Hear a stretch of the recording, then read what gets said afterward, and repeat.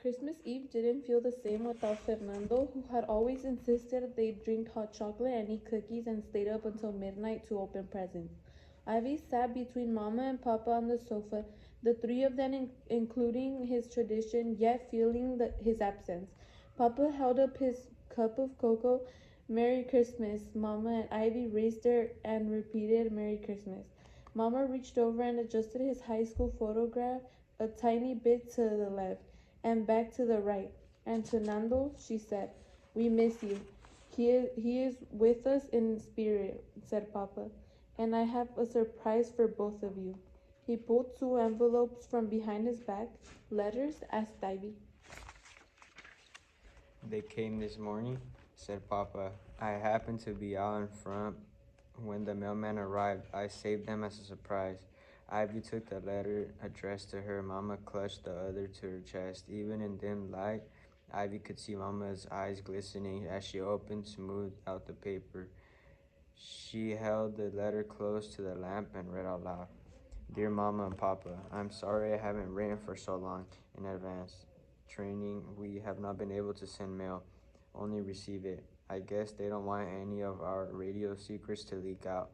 Loose lips sink ships. That means if we talk without consorting our words, the information could fall into the enemy's hands and make the things dangerous for other soldiers.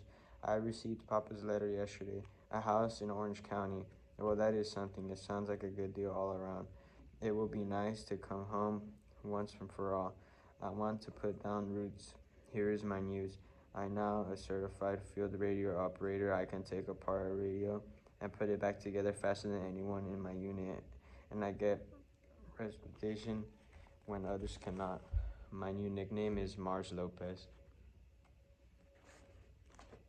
My buddies tease that I can reach another planet on the radio if I set my mind to it. Papa laughed. Mars Lopez? That is fitting. The other news is that I have finally received my orders. I will be going over soon on a military air transport. Going over? To where? Asked Ivy. He is not allowed to say, said Papa. Go on, Luz. You know those planes with the big bellies? I will be inside of them.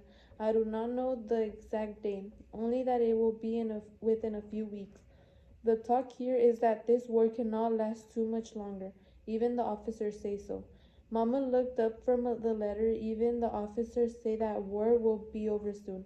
Papa smiled and squeezed her hand as she continued reading. They show us your reels every week, and how all Americans all over the country are doing their part, big and small, for the war. I feel proud to be doing mine. With much love, your son Fernando. If the war ends soon, the next Christmas, he will be with us, said Mama. Papa cleared his throat. Yes, I predict the new year will be even better. In 2 weeks, Mr. Yamamoto's son will come to sign the papers. I will attend the meeting to see what might be done about Ivy School. By the time this war is over, we will have, Papa's voice cracked, our own house for Fernando to come to home to. Yes, next year will be promising. While Mama and Papa huddled together and reread the letter, Ivy opened hers and read silently. Dear Ivy, I just received your letter. I'm so sorry I had to miss your performance on the radio. I hope you will play the solo for me when I come home. But it sounds like good things are coming for all of us once this war is over. Every battalion has a motto: brave in difficulties, or utmost forever, ready in peace and war. My battalion's motto is forward to defend the truth. Let's do that in our family too. I'm counting on you to be a good little soldier and march forward. I hope you are still playing the harmonica. What I wouldn't give for one of your concerts now. Over in radio lingo, that means I'm finished talking and I'm waiting to hear what the person on the other end has to say. And that is you. Love, Nando. Remember how you were saving war stamps in Fresno? My sergeant said a 10-cent war stamp will buy 5 bullets and each bullet will stop a Nazi. The truth is, the sooner we stop them, the sooner the war will be over and I'll come home. At the bottom of the piece of the paper, Fernando had taped a penny. Ivy held up the letter to show Mama and Papa and smiled. For a concert.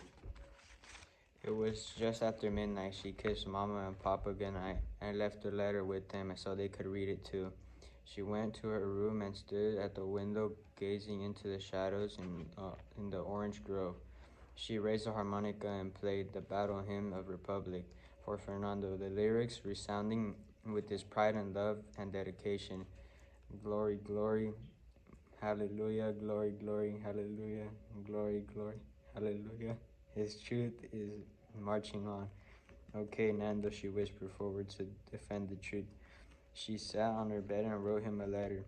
She told him about Lincoln, Maine and Lincoln Annex, their decision to stay in Orange County instead of going back to Fresno, the orchestra, Mr. Daniels, and the flute lessons, and how she hoped everything worked out and he could come home and put down roots. She assured him she was being a good little soldier and that he kept counting on her. She signed her letter without mentioning the two obstacles to her family's future. One was that Kenny Yamamoto and Papa still had to sign the papers. If Kenny Yamamoto wasn't pleased with what he saw when he came home, he might not sign. That was something Ivy couldn't fix. The other obstacle was like a silver in her finger that never stopped throbbing. It was Yamamoto's were spies. They would go to prison and their farm would be sold. In that case, what would happen to her own family? Susan had said the only way to prove the Yamamotos weren't spies was to inspect their house. Hadn't Papa mentioned they needed to do that very thing anyway? If Ivy could get inside to confirm there was nothing suspicious, she could tell Susan, who could tell her father, and that would be the end of all the spy talk. But how and when could she get inside?